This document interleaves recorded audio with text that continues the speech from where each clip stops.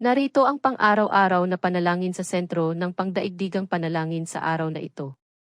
Ang ating pagbabasa ng banal na kasulatan ay ang sulat ni Apostol Pablo sa taga-Kolosas.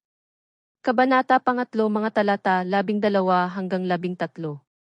Kung paanong pinatawad ka ng Panginoon, dapat ka ring magpatawad. Kaya't bilang mga pinili ng Diyos, mga banal at minamahal, isuot niyo sa inyong pagkatao ang pagkamahabagin, kabaitan, kababaang loob, kaamuan, at tiyaga. Magparaya kayo sa isa't isa, at kung ang sinuman ay may sama ng loob sa kaninuman, magpatawad kayo sa isa't isa. Magpatawad kayo kung paanong pinatawad kayo ng Panginoon. Ang talatang ito mula sa Kolosas ay humihimok sa mga mananampalataya na isama ang mga bertud tulad ng habag, kabaitan, at pagpapatawad, na sumasalamin sa katangian ng Diyos bilang kanyang pinili at minamahal na mga tao.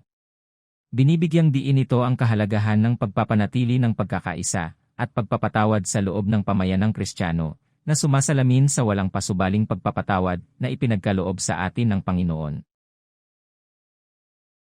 Manalangin tayo. Ama naming nasa langit, bilang iyong mga pinili at minamahal, pagkalooban mo kami ng mga pusong mahabagin, kabaitan, kababaang loob, at pasensya sa aming pakikipag-ugnayan sa isa't isa. Tulungan mo kaming magtiis sa isa't isa at magpatawad gaya ng pagpapatawad mo sa amin, na itaguyod ang pagkakaisa at biyaya sa loob ng aming komunidad. Ang lahat ng ito ay aming ipinapanalangin sa ngalan ni Jesus. Amen.